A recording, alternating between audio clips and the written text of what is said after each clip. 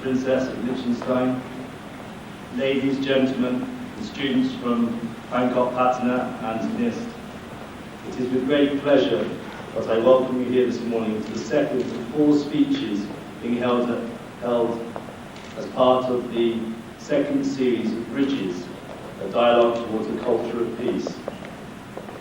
For those who are not aware, the International Peace Foundation have organised an Enlightened programme and invited 28 Nobel laureates and other notable speakers to add their contributions and viewpoints to a dialogue that will, it is hoped, lead to a greater cooperation and understanding between peoples and nations, ultimately leading to a more peaceful world.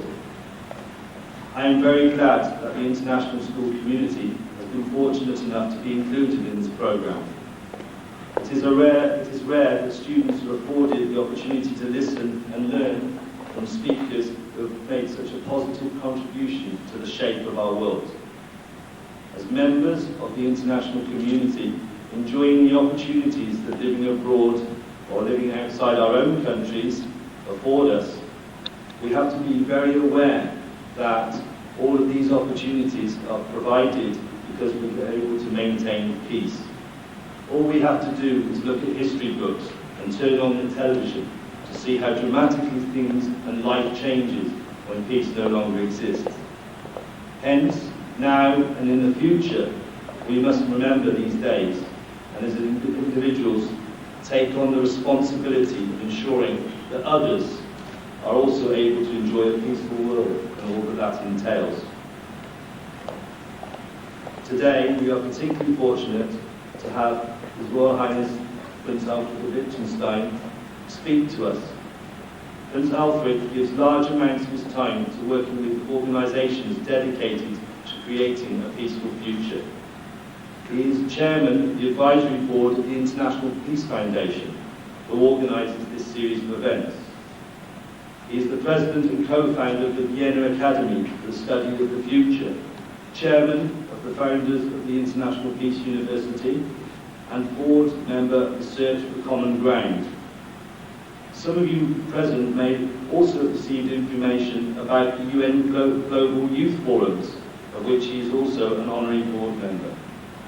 And in 1990, Prince Alfred was recognised for his exemplary contributions to humanity when he was awarded the International Albert Schweitzer Humanitarian Award.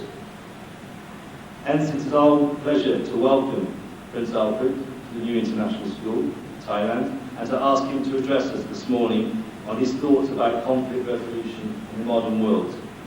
And at the end, I know he's going to be only too willing to answer questions from you on this very important topic. Well.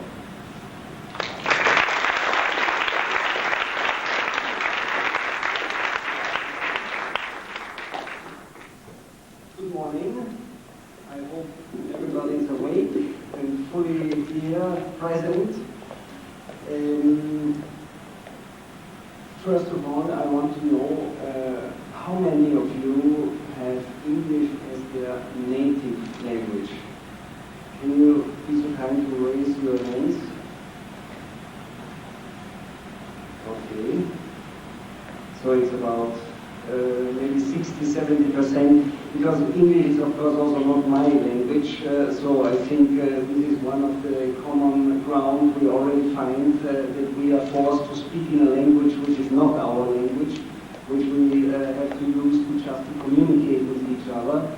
But this is how our world is built today, that we have to find ways to communicate with each other, and therefore we are now together here to speak about the topic of conflict resolution in the modern world.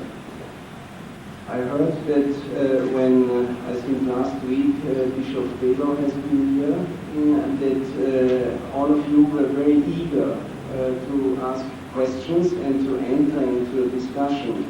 So what we have discussed earlier is that I will not give now a formal presentation to you. I will just outline a few thoughts, and then we enter directly into the discussion.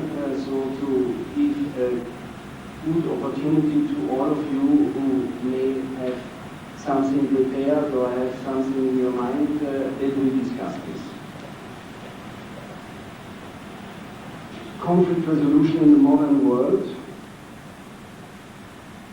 There are three parts we could speak about. The one is the modern world. What are the features of the contemporary world, and where do we go as a world? Where is the next step of human evolution? And what are the features which are characterizing today's world? So a few thoughts just here. What we have to understand is, if we speak about globalization, then in some ways I define it that this is the expansion of the American model of capitalism towards the whole world. This is neutral, what I say. It's for me just a fact. But the expansion of this type of capitalism to the whole world might turn out to be beneficial for the world. It might turn out that it's not the right way. Because we have to be aware that the American way of life, as it's called, is something which from, for instance, the environmental point of view, is not sustainable. So we have the concept of sustainable development, and this is a concept which is based on the idea that we share the resources of the world, that we create together a world which is more just, which is more equal, which is based on human rights, which gives everybody a chance to develop his or her own potential in a way which everybody of you can choose yourself. This is what we understand about freedom, and this is what we understand about sustainable development. So we are limited through the resources which the Earth, the planet, is giving to us. And if you look at the American way of life and also the European way of life, but to a lesser degree, then we understand that these are societies, these are economies which are tremendously resource hungry. In other words, about 15% of world population, which is basically what we call the Western world, the industrialized world, so 15% of world population is consuming around 80% of world resources.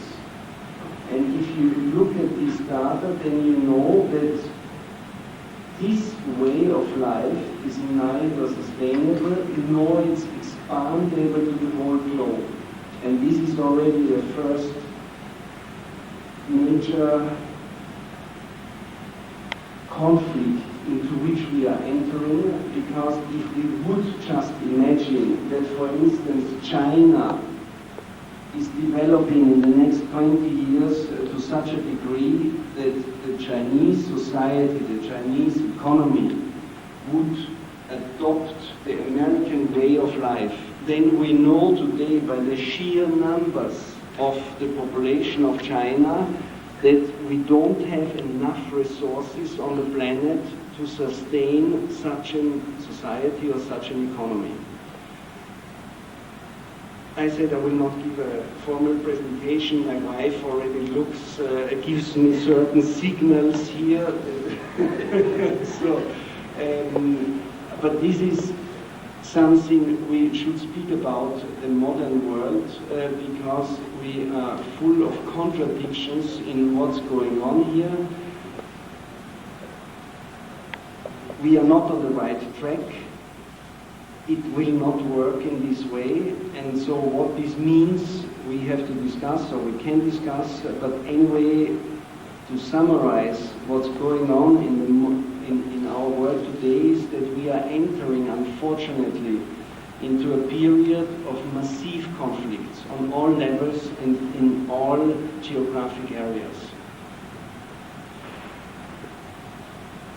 Part 2 of what we could speak based on the topic is the deeper understanding of conflicts. So what are conflicts? You know, we have in our everyday life, everywhere, always conflicts, but usually are there several stages of conflict development. So the first thing which we encounter in everyday life is that we have countless disputes. A dispute is a simple disagreement or an controversy, a disagreement about interests, about goals, about values. So a dispute is something which is basically occurring on a pragmatic level. Whatever we do, you have your interests, you know it from your own life and relationships, and we can go up until international trade disputes and so on. So from the micro level to the macro level, disputes are everywhere in our life, because each of us have his or her own interests, goals, values, and therefore if we meet, then we say, hey, this is what I want and this is what you want, so what are we going to do now? Because we have a disagreement here. And then we dispute it. But in many cases, maybe in most cases of disputes, there's an underlying emotional layer, so that through our childhood, through experiences in our life, through the history of interaction between the two conflicting parties, there are hurts, there are pains, there was experience, suffering, there are memories, bad memories of this and that and so on. And so if these two disputants, the two parties which enter into a dispute, they have also this emotional level, and then sometimes during the dispute, which would be something on a very pragmatic level to solve, but during this dispute then the emotions come up, and then we enter into a controversy or into something which we can call a latent conflict. And then usually there's a shift in the arguments, that sometimes then it's not important anymore what was the original question which triggered the dispute, but it's a confrontation of two people or two groups, two personalities on an emotional level. And we release our emotions and we say, well, I never liked the way you do this and that and so on, and we shift away from what was the original dispute. So this is a second layer. And then, of course, there are many layers, but the third layer then is the one which we can call the cross-cultural conflicts, or it's a main feature of cross-cultural conflicts that this touches the essence of our image of ourselves. This touches the identity of ourselves, or threatens the identity or our feeling of security as a human being, or it threatens our cultural survival to a certain degree. And this is because then this is the deep-rooted layer of conflicts, usually that we say, well, because you have this color of skin or this, and I never liked these kind of people, or back in history you invaded my country and we did do this and that and so on. Therefore, all of you I don't like, and I always knew you are troublemakers or this and that and so on. So this can start, as I said, on a normal dispute level, then there comes an emotional layer, and then there comes the layer of our cultural identity. We have to understand that conflicts are something which are going through certain stages, and at each stage there's a way to exit and to resolve the conflict, or to manage a conflict, or to not allow the conflict to manifest itself on this layer anymore. And this is the third part. These are then the ways how to resolve conflicts or how to manage conflicts. And there are a number of techniques, there are a lot of literature on how to do this. But basically, there are 2 or 3 basic ways to manage a conflict. The first is that we have, of course, to understand the nature of conflict. I touched this briefly. Second, we can learn certain techniques to resolve it, and one of the key technique is negotiation. So if 2 parties are entering into a conflict, they have to speak to each other, they have to enter into dialogue, they have to negotiate to come to an agreement to resolve this conflict. But in many cases, the 2 conflicting parties, whether it's on the political level or whether it's on the relationship level between husband and wife or whatever, girlfriend, boyfriend, etc., then sometimes the 2 conflicting or disputing parties, they are not able or willing anymore to enter into direct negotiations. And this is then the time where third parties can step in. And so this is the role of third parties, and this can also go dependent on the involvement of the third party and the authority of the third party. Then the third party will assist the 2 conflicting parties in their negotiations, or will bring them together on a table and say, hey, you have to speak to each other, and I propose you speak first about this and then about that, and then so we make certain rules to comfort both sides. And this is then called either a moderator, this third party, or it's called a facilitator, this is already more active, or it's a mediator, which makes certain proposals how to resolve a conflict, or it's an arbiter, it's an arbitration process. So an arbiter is somebody like a judge on a court. You have conflicts between 2 companies or between 2 individuals, and they say, well, we cannot resolve this anymore. I have such problems, I don't believe you anymore, and this and that and so on, and I will prove that you are doing this or that to me. Therefore, I don't want to speak, or both parties don't want to speak anymore to each other, and then they go to a court, which is nothing else than arbitration, and they agree that they will accept the decision of the arbiter. So arbiter is already a very powerful position, because and a very position full of responsibility, because he will make a final judgment how to resolve a conflict. There are 2 other roles third parties can play, and with this then I will finish. So the next possibility for a third party is called peacemaker.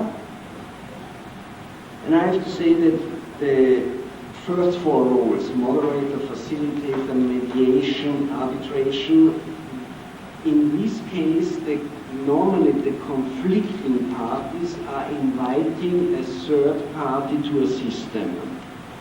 The peacemaker is different, because a peacemaker usually acts on its own initiative. He steps into a conflict either because of his moral authority or because of its position of power. So, for instance, in a school, of course, the teacher or the director of the school, if there is a real conflict between students, then he calls the students in his office and say, hey, there's a situation here, which we have to resolve. So I want that the both of you sit together now here in front of me, and I will assist that you resolve your conflict. Yeah, this is, so to speak, a peacemaker, because through his power, through his authority or moral authority, he is able to bring the two parties, even against their will, back on a table and make them to an effort to resolve the conflict. On the political level, this is usually a powerful state. Let's say if President Clinton or other American presidents before him, they call in the Israeli side and the Palestinian side to Camp David, and they say, now we are sitting here for a week and we have to find a resolution for the Middle East conflict. The disadvantage of the peacemaker approach is that in many cases, if the power who is the peacemaker is strong enough, this power can force the two parties to come and sit on the table and to find a solution, but usually the solution, if it's against the will and the interests of both parties, is not a lasting solution. And this we also see in international politics very often. Last role is what is called peacekeeper. This is what usually the United Nations is doing on the international level. A peacekeeper is some third party in a conflict which steps in after the conflict was resolved to make sure that not a new conflict arises.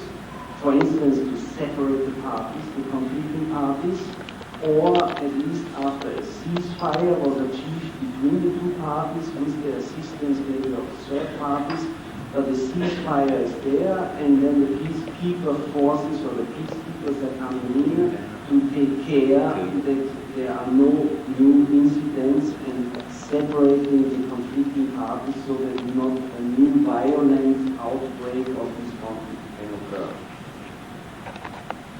Well, I think that's enough just to outline our subject here, conflict resolution in the modern world, and I'm open now for any kind of questions, also beyond what I have outlined here. We can enter into a dialogue with each other. Thank you very much.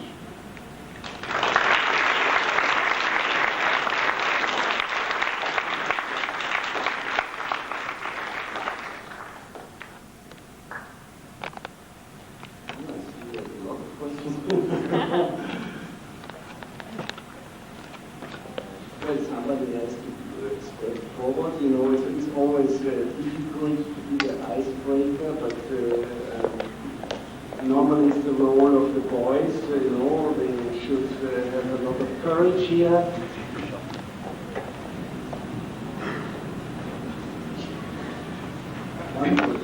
Your Highness, you talked about the Middle East conflict before. I wanted to ask, with Mr. Arafat's death, do you think that there will be renewed talks with the PLO in Israel to try to get find a solution to this conflict? Well, first I'm sure that new people usually try to bring in new initiatives. So it seems that the conflict in the Middle East was stuck because of maybe of the age and the health condition of Mr. Arafat, and it seems that there was not much movement on both sides. And so usually, at least this is what I think most people in the world hope, that through bringing in new people or through the case that there was a change, that there is now a chance, as they say, a window is opening up, maybe for a short time, to initiate and start a new initiative. Whether this will lead to a lasting peace, I have no idea, honestly. The chance, the options are there, and as I outlined also before, in each conflict, if we are, as it said in the Bible, if both sides are of goodwill, there's always an exit, there's always a solution, but of course, we should also not be naive. In many cases in these kind of political conflicts, one or both sides of the conflict have an interest to perpetuate the conflict, and if not both parties in a conflict are willing to settle the conflict and to bring peace, then it's very, very difficult to achieve a solution. And what I mean is that in many conflicts, one or both parties have no interest really in settling the conflict. This is because the leadership sometimes is defined by the situation that there is conflict. Therefore, then there are military leadership, and it's a military industry, so to speak.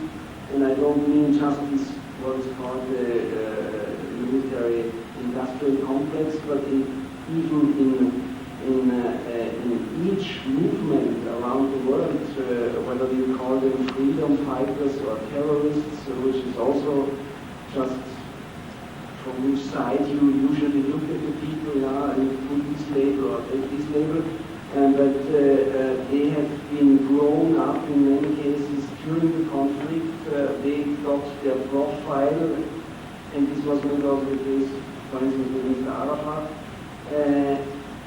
as fighters in a liberation movement, and therefore they got stuck themselves in the role of being a fighter, and they could not make then the transition to become a civil servant in a government because in their mindset and so on, they have been fighters, and this is then sometimes a lifelong role they play.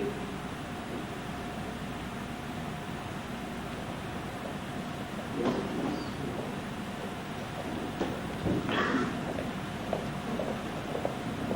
Your Royal Highness, how do you approach conflicts where both sides aren't willing to cooperate and are of different sides? For example, when the U.S. have a non-negotiation policy with terrorists or freedom fighters, and freedom fighters in Iraq itself are relatively very small in percentage. And how would you approach conflicts where, along those lines? Well, it's a very good question, a very difficult question. As I said, I mean, the precondition to settle a conflict normally is that both conflicting parties have an interest to settle the conflict. If one or both of the parties are not interested, then there are several ways to handle this or not handle this situation. One way is regarded as very cynical, but this is sometimes you hear this in the international discourse, that the people then say, well, there's no other way than to let them bleed out. That means they will fight for sometimes many years or decades. Many people are killed and are victims, are becoming victims of this conflict. But then after a while, the resources of the conflicting parties are exhausted. The people are tired of fighting, and they say, well, now we are more interested in looking into a different solution than just violent fight or violence. This is, of course, a way which is not, from a humanistic point of view, something which is positive. Now there's other ways, what I indicated before, the role of a peacemaker. Usually that an international power, or if this, you have it also as I said, on all levels, so also in each relationship, yeah, I mean, we could speak also on this level. For instance, if a couple has a permanent fight between them, and then finally it comes to divorce, but even beyond divorce they cannot stop the fight, and they try to bring down the other side, yeah, in many different ways, and there are based a lot of books and Hollywood films on this, that then ultimately it can become so deep, such a conflict, an obsession to destroy each other. Yeah? So it's, all these things can become very unproductive and ultimately violent. So whether it's on the lowest level, I mean on the individual level or on the international level, usually if they are friends of such a couple, for instance, mutual friends, yeah, then they try with their moral power to bring the two together and say, look, this makes no sense, and look at the children, or look at this, and so on. I mean, take up your responsibilities, behave in a more mature way, let's come and sit together and speak again. Or on the international level, maybe the UN or another regional or international power steps in and puts a stop on this, yeah? Sometimes with the use of lawful force. But the problem is that, I think you mentioned Iraq, that this is exactly what is the major conflict in the international dispute now, between the UN on the one side, backed in some ways from almost all the states besides the United States, and on the other side of this conflict is the United States, which are following an unilateral policy, as they say. Yeah, they are the only superpower now, and they feel and that they should play the role of the policeman of the international order, and therefore they feel that they don't have to enter into some system which could be a security system of collective security and peace. So if we would have such a system where all the states have agreed to follow certain international laws, then there would be a police force, a security force under the command of the UN, and then it's like if you have criminal organizations or organized crime in a state, for instance, which are in conflict with each other, then also the police steps in and puts a hold on this. But we don't have this on the international level, unfortunately, now. So it's a kind of international anarchy, and therefore there's almost no way on this level to really resolve conflicts where the conflicting parties are not interested to settle the dispute between them.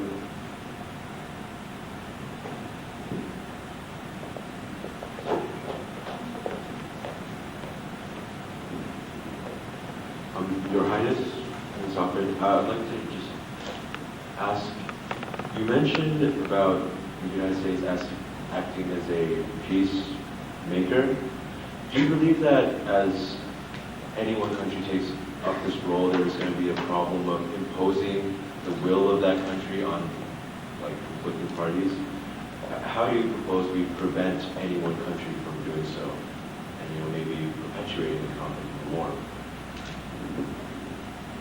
Well, the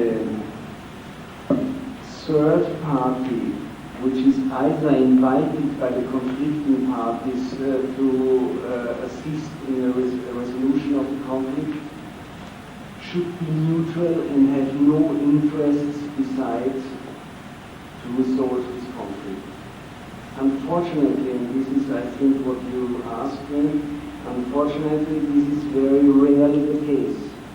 So this complicates the matters further if the third party, for instance in the role of a peacemaker, has particular interests which are touching the interests of the conflicting parties.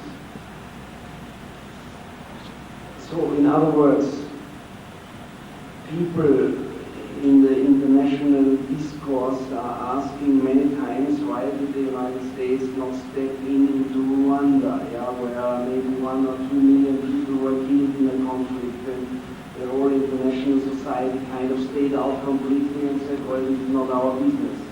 But in Iraq, they stepped in. Then many observers and journalists and people around the world say this is because of the oil. And this is what I mean. Whether this is correct or not correct is view, I don't want to discuss right now. But if we just use it for the sake of an argument, then of course this is a situation which is not acceptable for the conflicting parties, that the third party comes in and has its own interests and is just acting as a third party, in a third party neutral role to the outside, but in reality they have their own agenda, a hidden agenda. And this will ultimately lead to more conflict. This is not a resolution, this is not a lasting resolution, such a situation.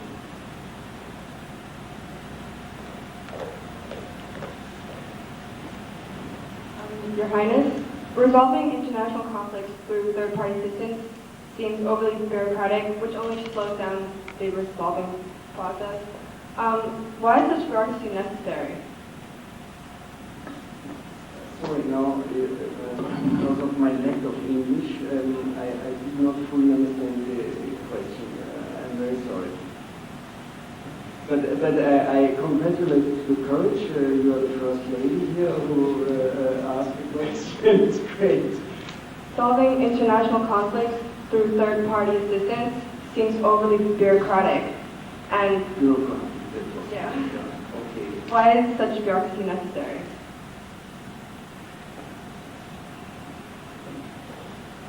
Well, I'm not sure whether one can say that resolving conflicts through third parties is bureaucratic or over-bureaucratic.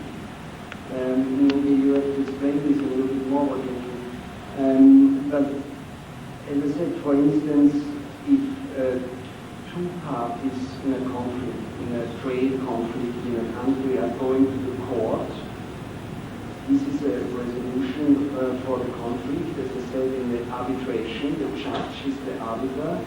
So, of course, you can say it's following the rules of law is a bureaucratic process. If you mean this, then it seems that in most cases it's a necessity to act bureaucratic because you have to follow certain procedures which have been developed for the purpose to optimize the resolution of conflicts. You know, in some ways you can say that the democracy as a system is also nothing else than a mechanism to resolve conflicts. Because different parties have different interests, they are following different roles, sometimes they are based on different values, and so naturally, and conflict is not nothing negative per se, so naturally in each democracy you have conflicting interests between the parties, and you have in each school, in each classroom, you have conflicting interests between the pupils. So we have developed certain procedures, I say in brackets bureaucratic procedures, to make sure that these conflicts are resolved without to resort to violence. Yeah? So maybe you help me once more exactly what you meant, but I think we cannot avoid to follow certain procedures, but especially if third parties are involved. Yeah?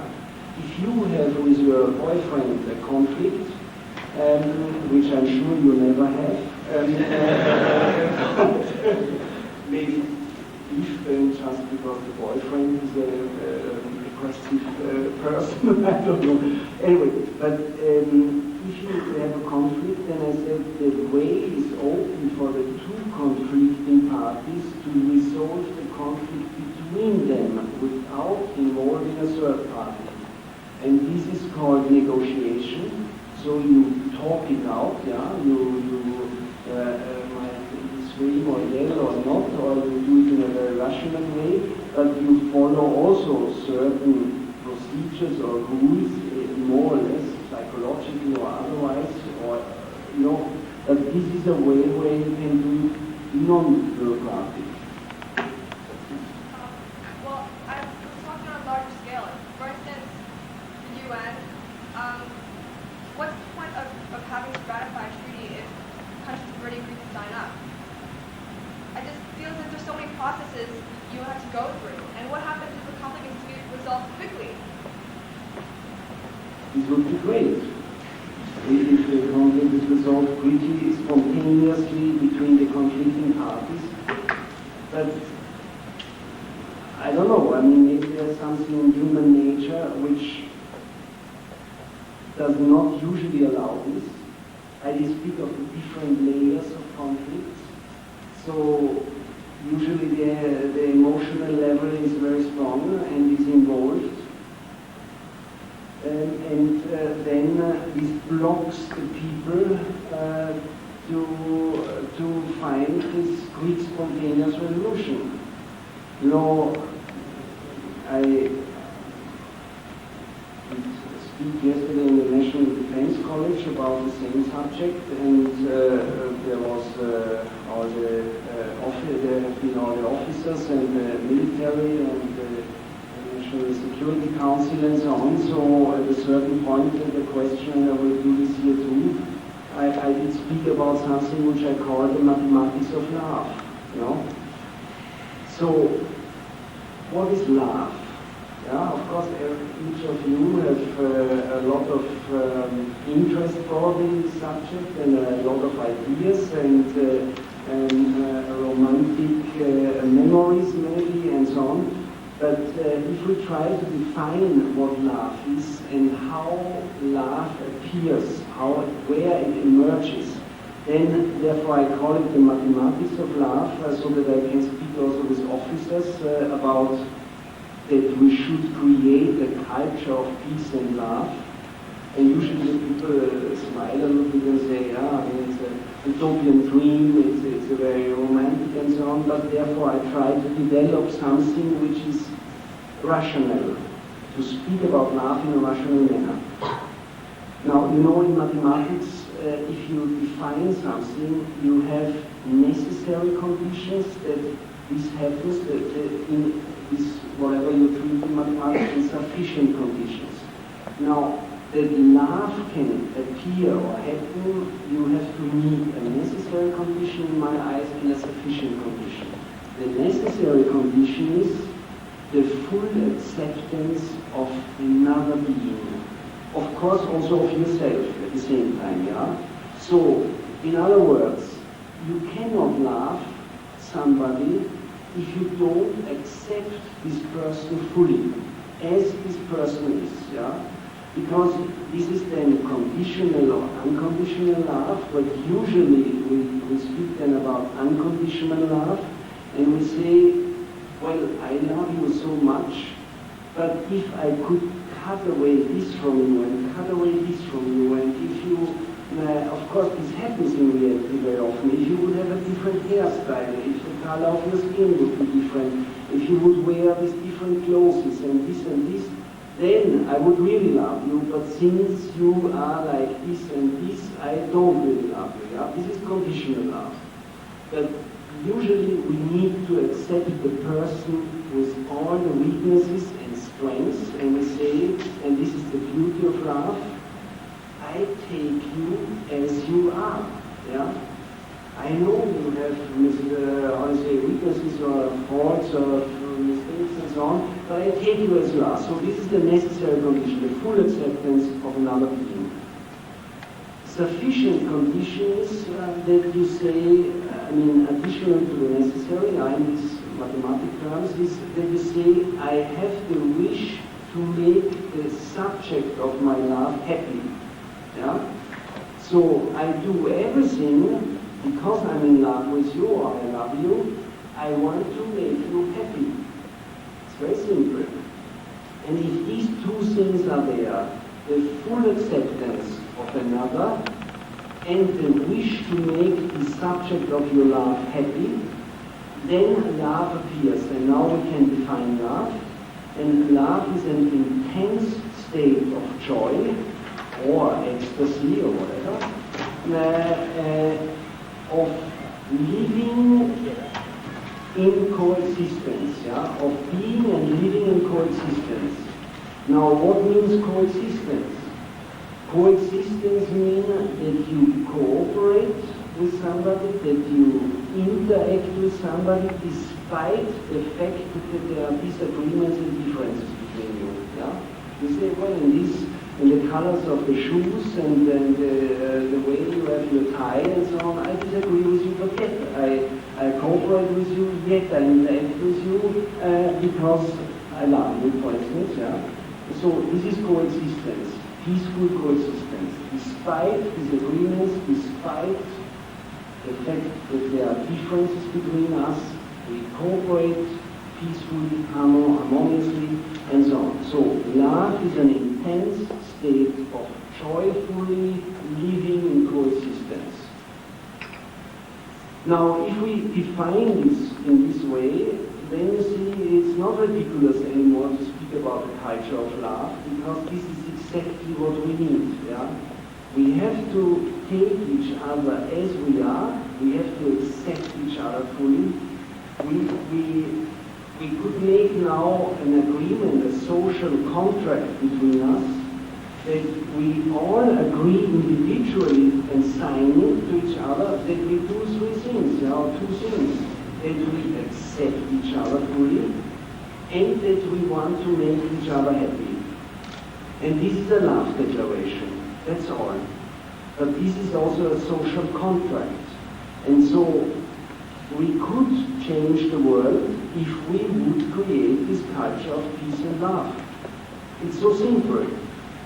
But it's also, I think, not very bureaucratic. Yeah? And therefore I speak about this, because we can have a verbal contract, or we can have it in writing, and sometimes it's good to have it in writing. And I would invite you as a school, that you just make such a contract between all of you and to declare your love to each other, and this is a wonderful community then, you know.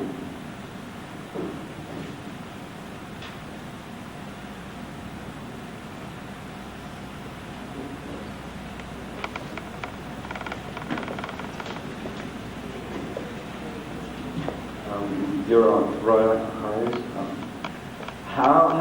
how do you feel about religion, the conflict between religion and law, in the subject of world peace?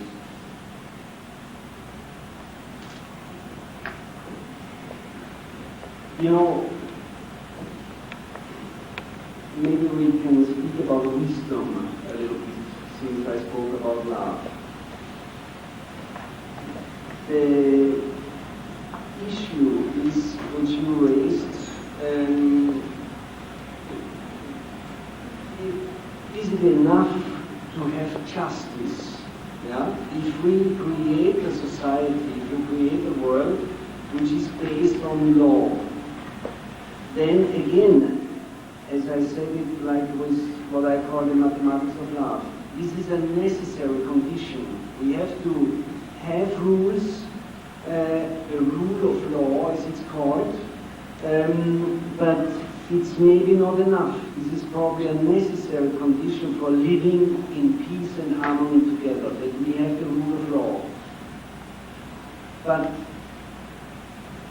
religion is going beyond law and the rule of law.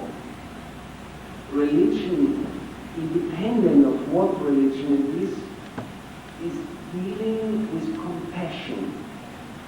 And so you can say justice and compassion might sometimes create a conflict of interest. Because, say, in many states we have unfortunately still the death penalty.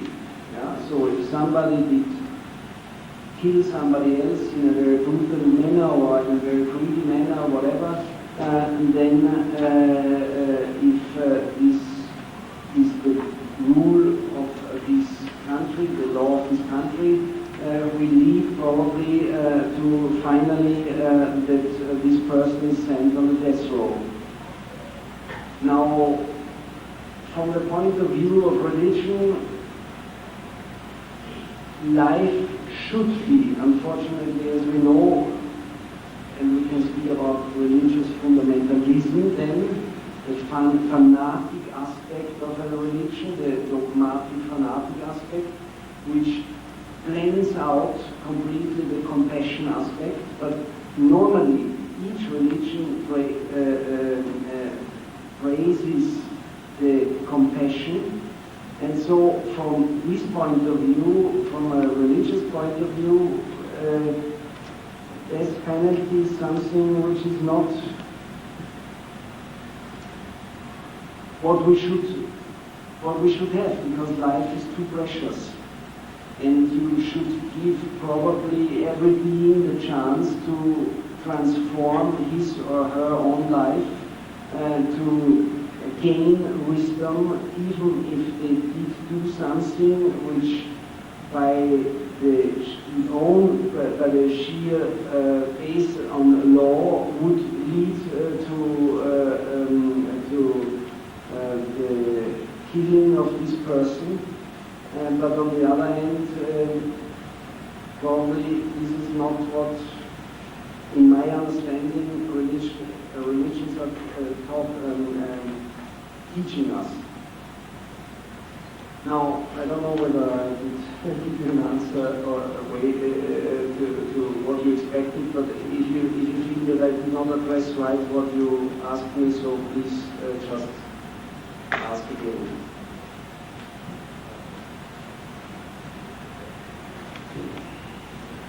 Here's a question.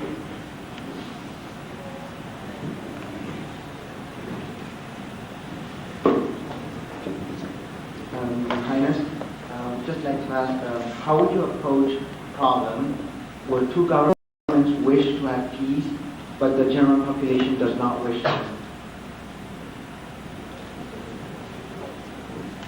Very interesting question, because usually it's the other way around. You know, the governments don't want to have peace, but the people want to have peace because they are the victims of war. So I have to think a little bit, because you made me almost speechless now with this question.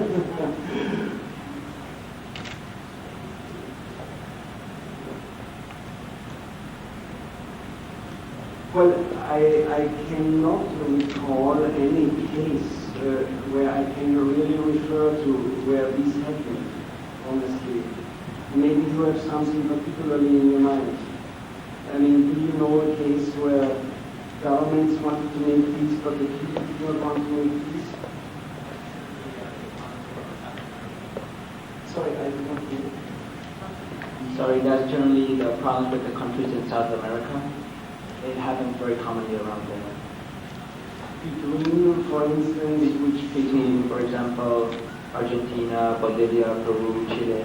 All the governments want to create peace with each other, but the people do not wish to.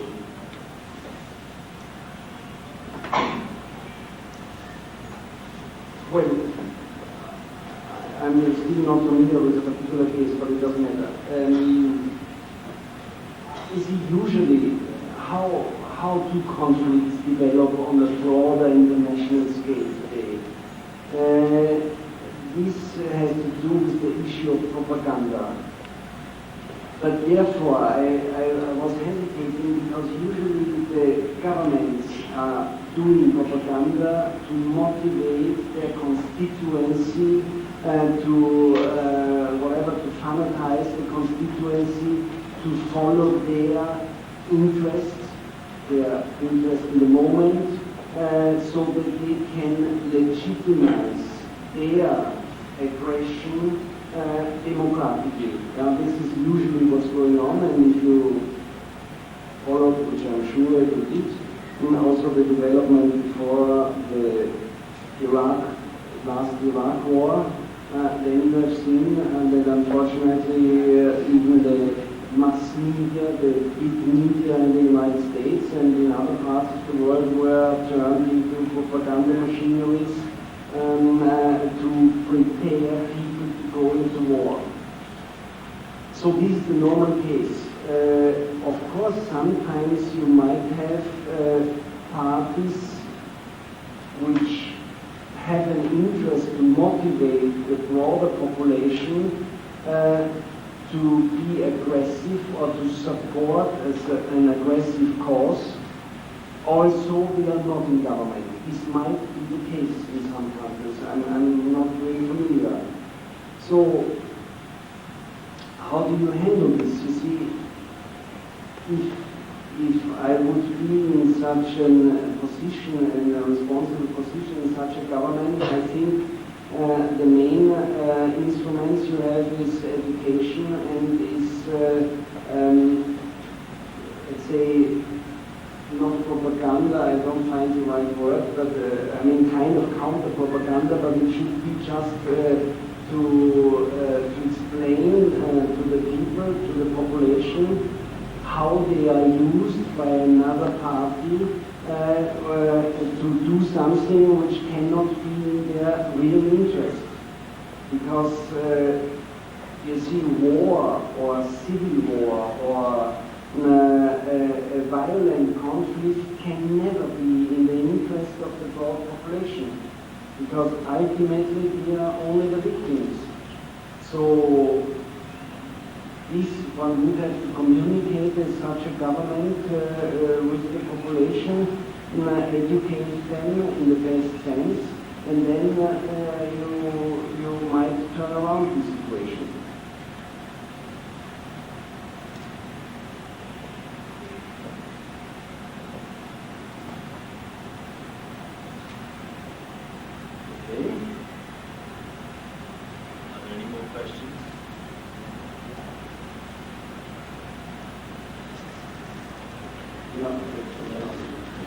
We'll take this as the last question. Your Highness, this is a very general question. Do you think there ever will be peace? You see, thank you very much for this question.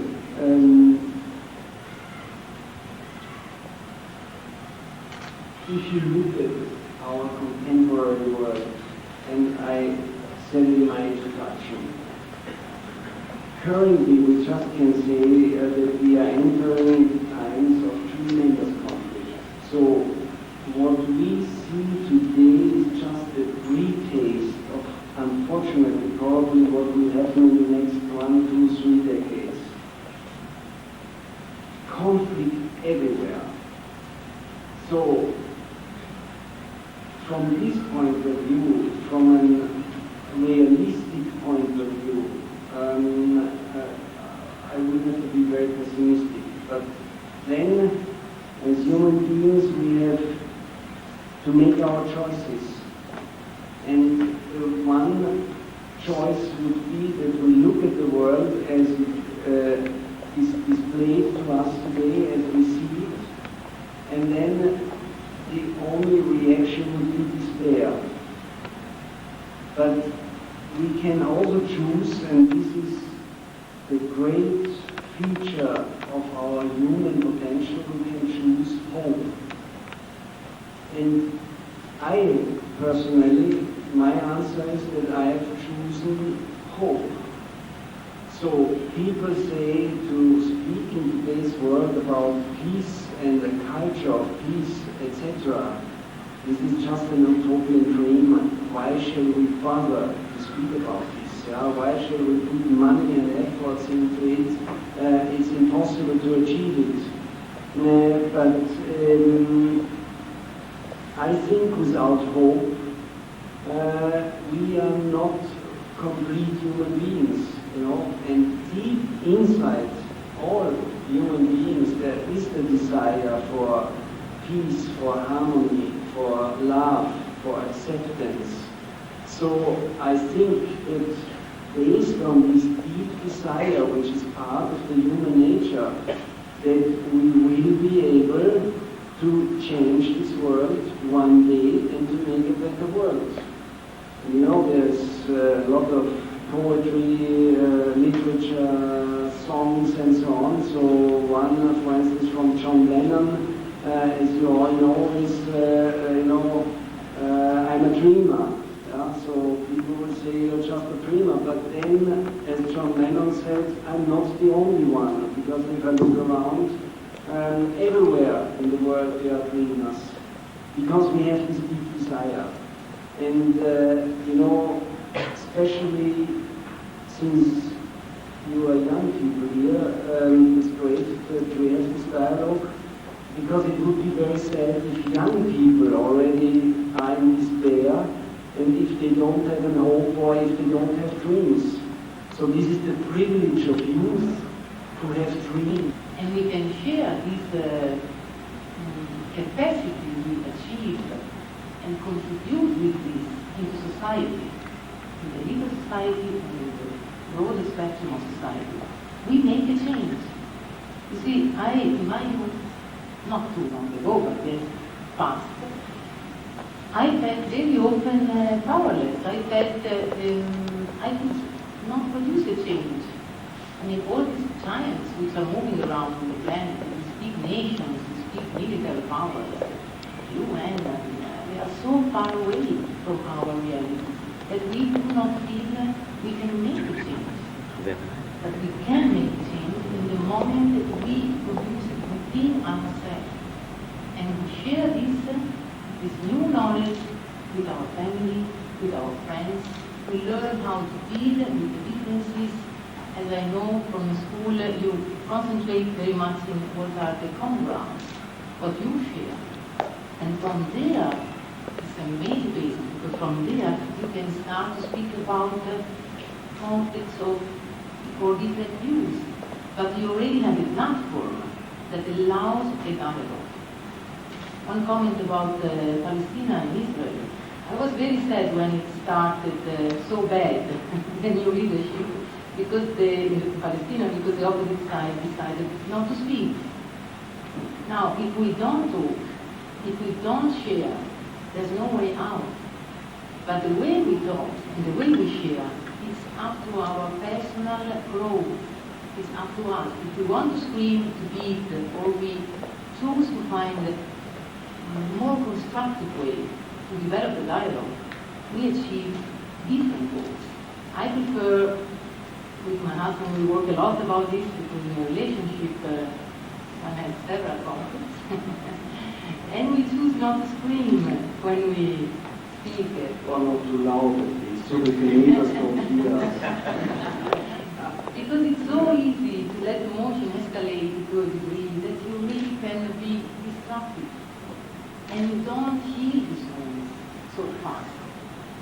So it's better to avoid the wound, to hurt, and instead to take it in a much wider way. Because every word we speak, every thought we have, every move we make, we have an impact. And we will have to deal with that. So, I prefer not to waste energy in healing too many wounds, but to engage my energy in building up, going forward. And I am very anxious to see what the new generation will be able to contribute in this society. We really need your new ideas, your new capacities to bring the humanity much forward than where it is now, because it's somehow stuck.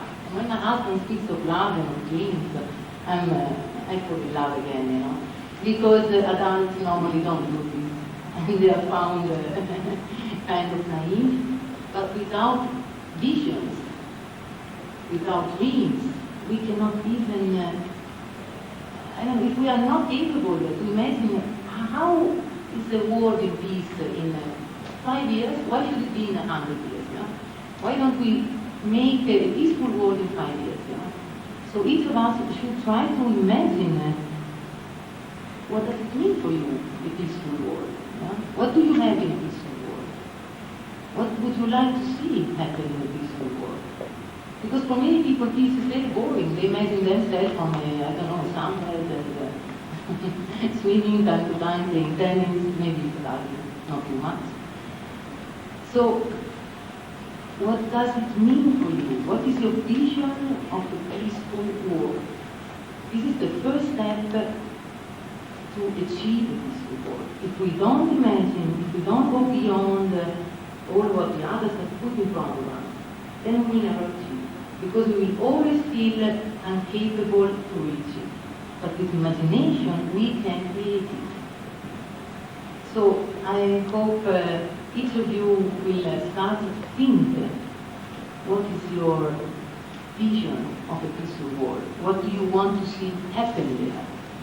And my advice is to try to achieve it peacefully, non-violent, it's my goal, because then we will really achieve it. If we can moderate this nature, this beast in us, as I call it, if we can relax it and soften it up, then we really will be able to discover amazing spheres which are within us, which are within other people, and that we can concretize on this planet.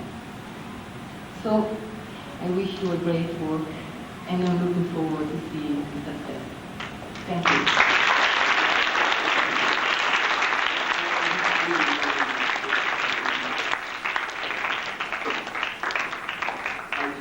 One more remark, because my last wife inspired me now a little bit.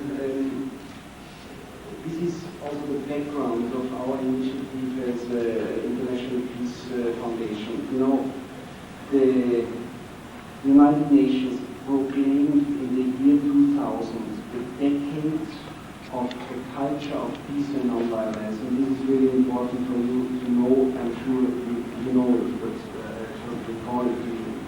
So, in the General Assembly of the UN, about 200 member states of the United Nations, practically the whole world, on the highest level, that means head of state or head of government, have signed this proclamation of the decade of peace and non-violence. And what is the content of this decade is that the world, that means all these governments have agreed to make within 10 years the transition from a culture of war to a culture of peace.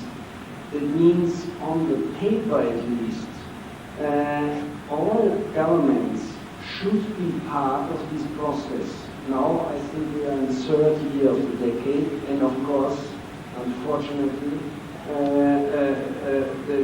the world has become a less peaceful place since the proclamation of this decade.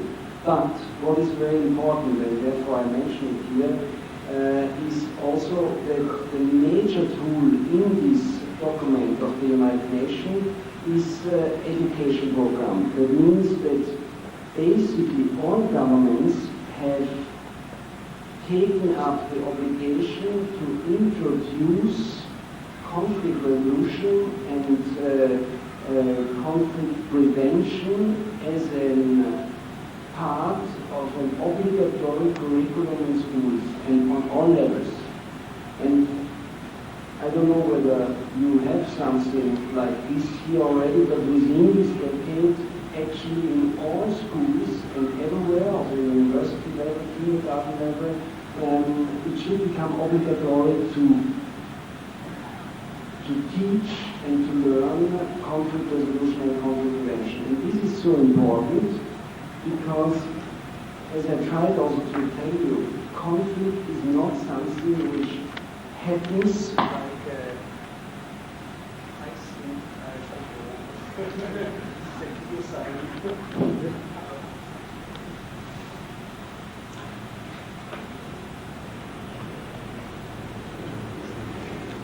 I will not take much more time of you. The signs are clear here.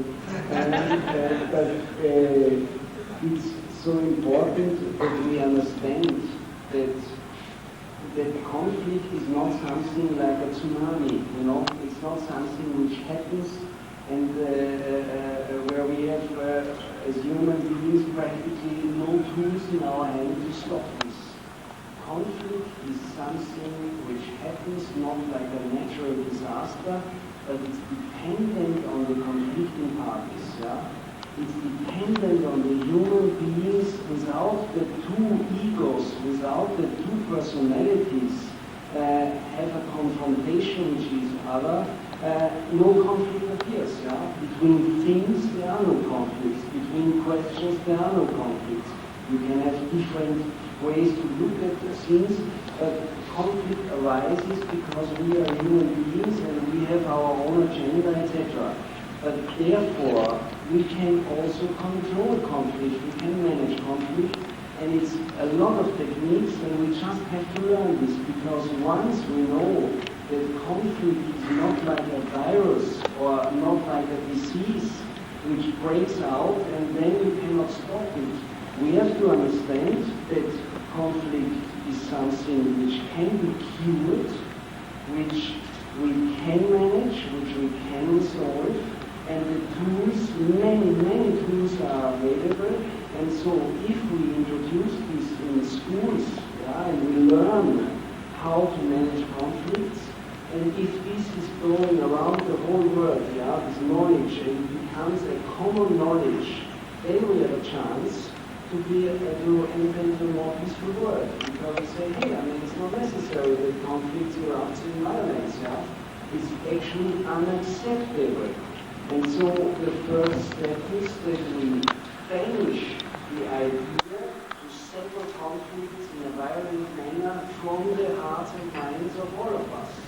Yeah?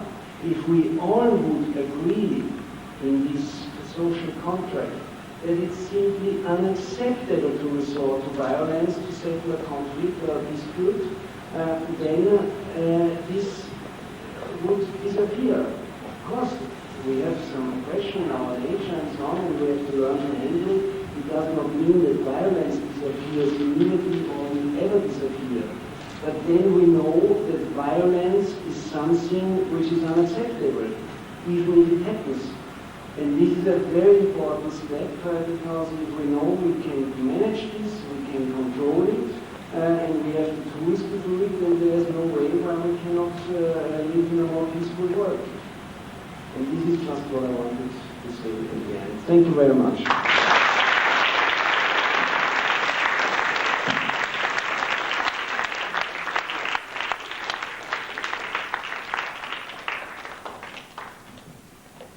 Just like to call upon Frank to come up and just say a few words of thanks.